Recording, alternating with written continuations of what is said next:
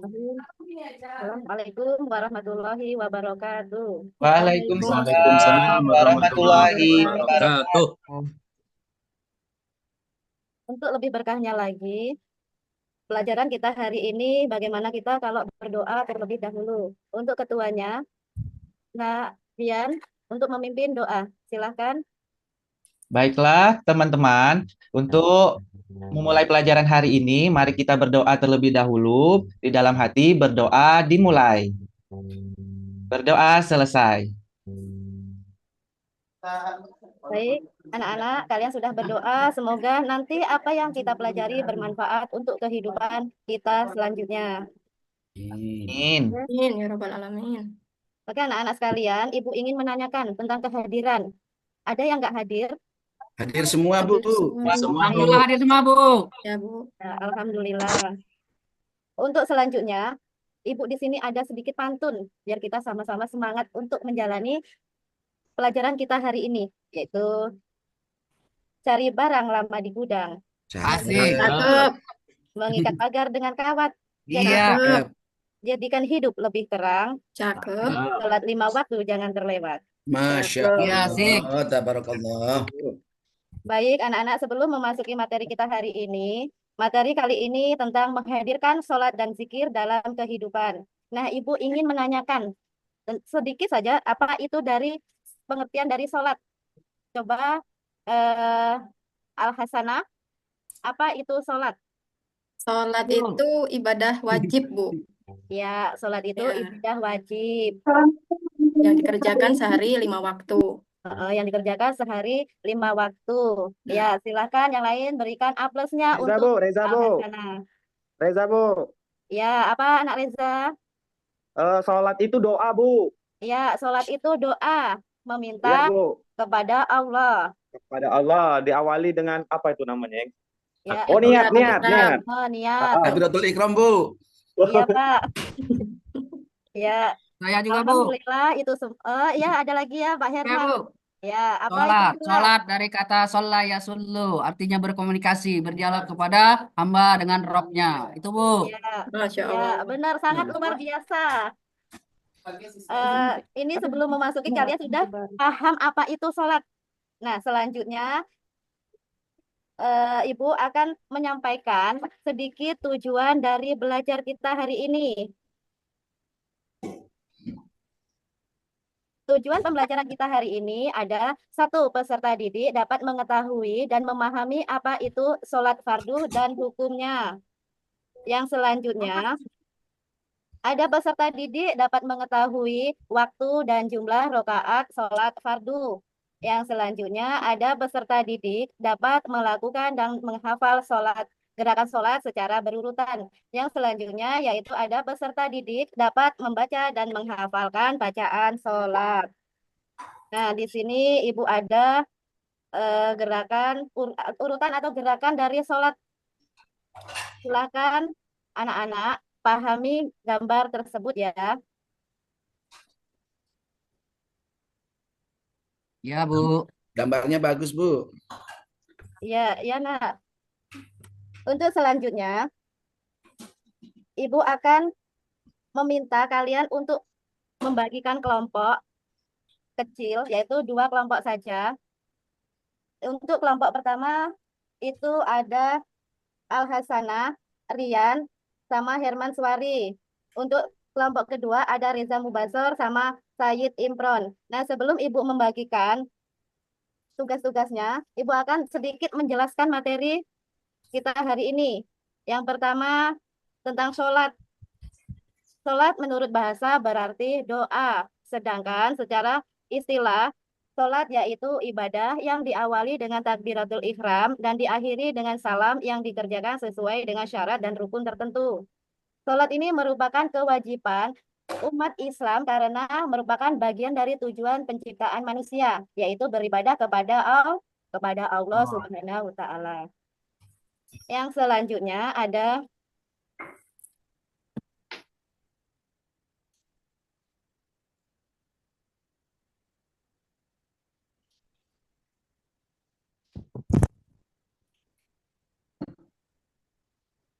Nah, bahwa sholat ini telah dijelaskan dalam Quran surat Al-Ankabut ayat 45 yang artinya bacalah Nabi Muhammad kitab Al-Quran yang telah diwahyukan kepadamu dan ditegakkanlah sholat.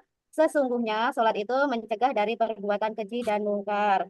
Sungguh mengingat Allah sholat itu lebih besar keutamaannya daripada ibadah yang lain. Allah mengetahui apa yang kamu kerjakan.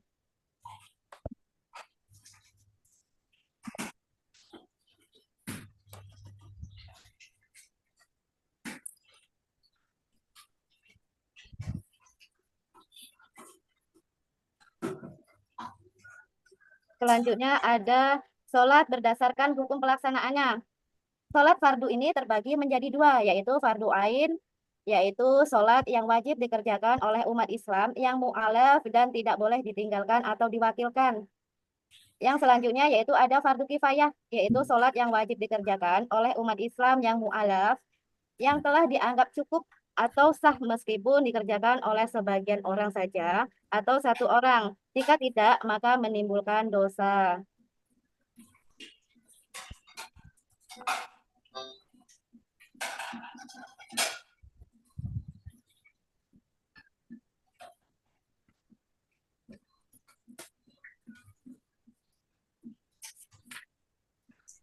Nah, selanjutnya ada sholat sunnah. Sholat sunnah di sini terbagi menjadi dua, yaitu sholat sunnah mu'akad. Sholat sunnah yang dikuatkan atau sholat sunnah yang selalu dikerjakan Rasulullah Shallallahu Alaihi Wasallam dan jarang ditinggalkan. Ini telah dicontohkan, yaitu sholat hari raya Idul Fitri dan sholat Idul Adha, sholat witir, sholat tarawih, sama sholat tahajud dan sholat gerhana. Nah, selanjutnya ada sunnah khairul mu'akad, yaitu sholat sunnah yang tidak dikuatkan, kadang dikerjakan Rasulullah dan kadang tidak dikerjakan. Contohnya, sholat rawatib, sholat duha, sholat taubah, sholat tasbih, dan sholat sesudah wudhu sunnah hajat.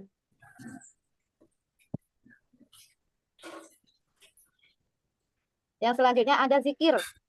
Zikir yaitu secara bahasa berarti ingat, sedangkan menurut istilah, zikir yaitu mengingat Allah Subhanahu wa taala sebagai upaya untuk mendekatkan diri kepadanya. Allah Subhanahu wa taala berfirman dalam Quran surat Al-Ankabut ayat 41 yang berarti, wahai orang-orang yang beriman, ingatlah Allah dengan zikir sebanyak-banyaknya.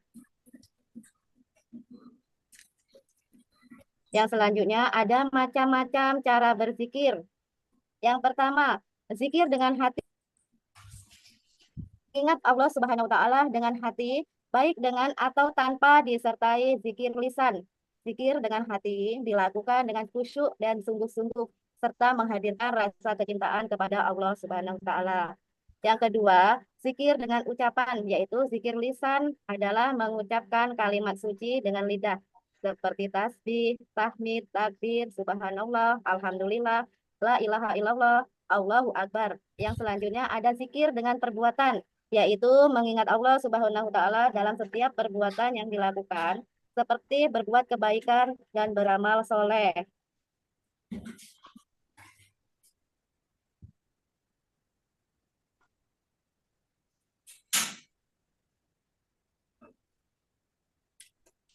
Nah, sholat telah dijelaskan. Sholat ini merupakan salah satu zikir kepada Allah Subhanahu wa taala. Sholat merupakan zikir yang menunjukkan pengamalan perintah kepada Allah Subhanahu wa taala, dan di dalam sholat ada beberapa kalimat tasbih, tahmid, dan takbir. Oleh karena itu, sholat harus dilakukan dengan benar. Juga harus khusyuk karena orang yang lalai dalam melaksanakan termasuk orang-orang yang tercela. Telah dijelaskan dalam Quran surat Al-Maun ayat 4-7 yang artinya celakalah orang-orang yang melaksanakan sholat, yaitu yang lalai terhadap sholatnya, yang berbuat ria dan enggan memberi bantuan.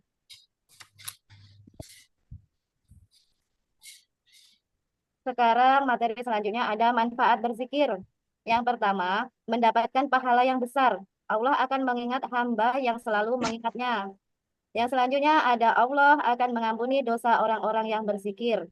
Yang keempat, berzikir lebih baik dari sedekah dan jihad dalam aspek mengingat Allah Subhanahu wa taala. Selanjutnya ada hikmah dalam melakukan sholat dan zikir. Yang pertama, mendekatkan diri kepada Allah, yaitu sholat dan zikir ini merupakan cara untuk memperkuat ikatan spiritual dengan Allah Subhanahu wa taala. Yang kedua, menumbuhkan akhlak mulia. Melaksanakan sholat dan zikir dapat menumbuhkan akhlak mulia seperti amanah, jujur, dan menjauhi perbuatan keji dan munkar. Yang ketiga, mendapat ketenangan jiwa. Zikir ini dapat memberikan kesempatan untuk menenangkan jiwa dan hingar-bingar dari tekanan kehidupan sehari-hari kita. Untuk selanjutnya, mengendalikan dorongan negatif. Zikir dapat membantu mengendalikan dorongan-dorongan negatif dalam diri kita. Yang selanjutnya, ada memohon ampunan dari rahmat Allah. Zikir setelah sholat ini merupakan wadah untuk memohon ampunan dan rahmat Allah. Yang selanjutnya ada mendidik menjadi pribadi yang disiplin. Sholat dapat mendidik seorang muslim menjadi pribadi yang disiplin. Yang selanjutnya menyadari kebesaran Allah. Melaksanakan sholat ini wajib secara rutin dan khusyuk dapat membuat kita menyadari kebesaran dan kekuasaan Allah Subhanahu wa taala. Nah, yang selanjutnya ada menghargai waktu. Sholat ini dapat mendidik seseorang muslim untuk menghargai setiap waktunya. Nah, terima kasih. Ini materi kita hari ini. Anak-anak sudah paham untuk materi kita hari ini? Paham, Bu. Paham, Bu. Nah, sebelumnya Ibu akan membagikan kelompok tadi ya. Tadi kan sudah Ibu bagikan kelompoknya. Nah, sekarang Ibu mau minta untuk kelompok 1, yaitu ada Al-Hasanah, Rian, sama Herman Suwari. Yang kelompok 2, Reza Mubazor, Said Imron. Nah, untuk kelompok 1, Ibu meminta kalian untuk mendiskusikan pengertian sholat menurut bahasa sama istilah. Nah, sedangkan untuk kelompok 2, Ibu ingin meminta kalian sholat itu terbagi menjadi berapa, sebutkan dan jelaskan. Oke, paham untuk tugasnya masing-masing? Paham, Bu. Bu. Bentar, Bu ya. Ya, Ibu kasih waktu 5 menit, gimana? Cukup tidak? Janganlah, Bu. Oh, jangan. Berapa? 10 menit ya? Ya, Cukup? Bu. Oke, silahkan kerjakan. Sudah, Bu. Sudah? Ya, Bu. Yuk, silahkan untuk mempresentasikan hasilnya. Oke. Ini saya, Bu ya, yang presentasi. Nggak apa-apa kan Oke. kawan-kawan ya? Nggak apa-apa, monggo silakan Pak. Silakan. Oke. Ya. Sholat itu ada 2 macam, Bu. Ada Iya. sholat wajib dan sholat sunnah. Ya, Nah, sholat sunnah itu ada 2 juga, Bu. Ada sholat sunnah mu'akkad sama ghairu mu'akkad, Bu. ya. Nah, itu, Bu. Oke. Ada tambahan lagi untuk kelompoknya si Reza? Untuk Said Cukup, Bu. Imron gimana? Cukup? Cukup, Oke. Bu. Untuk kelompok kedua, gimana? Untuk Al-Hasanah sudah selesai belum? Baik, Bu. Ya, Saya silakan. akan menjelaskan hasil diskusi dari kelompok kami. Sholat secara bahasa artinya adalah doa. Sedangkan secara istilah, sholat adalah ibadah yang terdiri dari rangkaian bacaan dan gerakan yang dimulai dengan takbiratul ihram dan diakhiri dengan salam. Cukup, Bu. Ya, ada tambahan lagi untuk kelompoknya tadi, untuk kelompok 1 gimana? Cukup Ibu. Oke, sudah cukup ya. Ya, Ibu. Ya, Bu. Oke, untuk selanjutnya gimana untuk pelajaran kita hari ini? Apakah menyenangkan atau gimana? Anak-anak? Sangat menyenangkan, Ibu. Sangat menyenangkan, alhamdulillah. Nah, dari materi kita hari ini, apakah ada yang bisa untuk menarik kesimpulan? Silakan yang bisa angkat tangan. Ayo, perwakilan.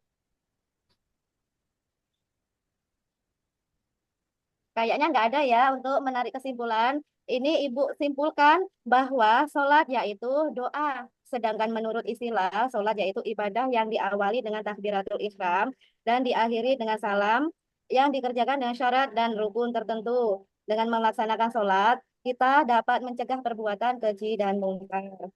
Nah, dari kesimpulan ini, semoga kalian dapat memperlakukannya dalam kehidupan sehari-hari ya. Ya, Bu. Baik, Bu. Ibu. Oke, dari ini ada yang ditanyakan lagi? Cukup Ibu. Nggak Cukup, ada. Bu. Paham, Bu. Cukup, alhamdulillah. Ibu minta untuk A plusnya untuk kita semua anak-anak. Baik, sebelum menutup pelajaran kita hari ini, Ibu Guru minta untuk berdoa lagi agar apa yang kita pelajari hari ini mendapatkan berkah dan manfaat untuk kehidupan kita hari ini. Silakan, Nak Rian, silakan dipimpin doanya. Siap Ibu. Baiklah teman-teman, untuk mengakhiri pelajaran kita pada pagi hari ini, mari kita ucapkan lafaz hamdalah. Alhamdulillahirrabbilalamin. Baik sekalian, anak-anak ibu ucapkan terima kasih bahwa kalian itu sangat luar biasa. Semangatnya dalam pembelajaran PAI kita hari ini. Ibu ucapkan terima kasih, Ibu akhiri. Wassalamualaikum warahmatullahi wabarakatuh. Waalaikumsalam warahmatullahi wabarakatuh.